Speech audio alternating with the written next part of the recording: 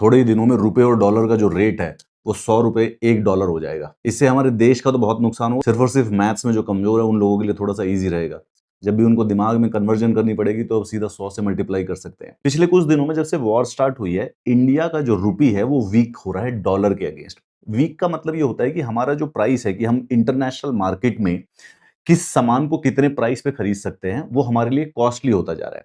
जब भी इंटरनेशनली हम जैसे तेल, इंटरनेशनल शिपिंग, टूरिज्म, एजुकेशन, हमें जब भी किसी भारतीय को पेमेंट करनी पड़ती है तो वो डॉलर में करनी पड़ती है। तो उसके लिए हमें अपने देश के जो रुपया है, रुपी से डॉलर खरीदना पड़ता है। सपोज कीजिए आपको किसी फॉरेन इंस्टीट्यूट्स की फी पे करनी है $1000, तो आप अपनी जेब से 90,000 रुपए देंगे और वो $1000 में कन्वर्ट होगा और वो उसको पे कर दिया जाएगा। लेकिन क्योंकि वो रुपी जो है वो वीक हो रहा है, तो अब वही जो डॉलर है वो हमें 95 रुपए में मिलेगा। यानी जो आपकी फीस 90,000 रुपए थी वो हो जाएगी 95,000। पिछले एक साल में अब तक का काफी बड़ा हिस्टोरिक फॉल हुआ है। यानी एक साल पहले देखे तो $1 85 रुपए का था, लेकिन अब $1 95 रुपए का हो चुका है। रीजन क्या है?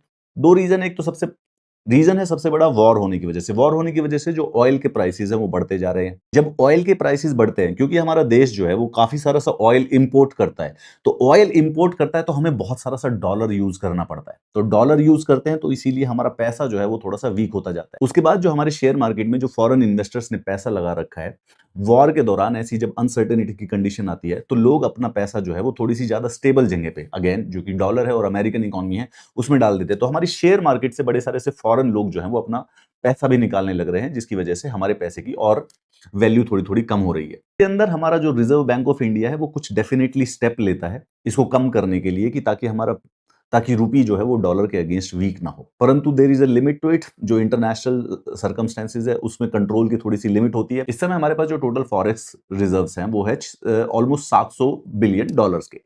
अब इस $700 बिलियन को हम कभी कभी यूज करते हैं ताकि डॉलर के प्राइसेस कम ना हो, लेकिन मतलब ऑलमोस्ट एक सर्टेनिटी सी हो गई है कि कुछ ही दिनों में $1 जो है वो 100 रुपए के बराबर हो जाएगा। इसका सबसे बड़ा जो नुकसान है वो हमारे इंपोर्ट बिल पे आता है। जो भी चीजें हम खरीद रहे हैं, जैसे कि स्पेसिफिकली जो सबसे प्रॉब्लम बड़ी जो है तेल, ऑयल की, हम 80-90% जो एनर्जी जो है वो हम इंपोर्ट करते हैं, हमें दूसरे देशों से खरीदना पड़ता है। उसका बिल बढ़ता जाएगा। जो वो बिल बढ़ेगा तो उसकी वजह से पेट्रोल के प्राइसेस भी बढ़ेंगे। उसका पेट्रोल प्राइसेस बढ़ेंगे तो हमारे देश में इन्फ्लेशन भी आने की संभावना होती है। बाकी इसके अलावा जो फॉरेन टूरिज्म होता है, जो फॉरेन यूनिवर्सिटीज की फीस, एजुकेशन के लिए जो भी खर्चा वर्चा होता है, मतलब कि बाहर जब भी इंडिया के लोग जो हैं बाहर की इकोनॉमी से, इंटरनेशनल इकोनॉमी से किसी भी प्रकार की कोई ट्रांजैक्शन, कुछ खरीदने की कोशिश करेंगे तो वो हमारे लिए धीरे धीरे महंगी होती जाएगी, जब तक ये प्राइस बढ़ता रहेगा। शायद अगले 6 महीने से 1 साल के अंदर अंदर। भारत के इंपोर्ट बिल के लिए तो ये बिल्कुल भी अच्छा नहीं है, पर जिन लोगों का मैथ्स थोड़ा कमजोर है उनके लिए थोड़ा सा आसान हो जाएगा।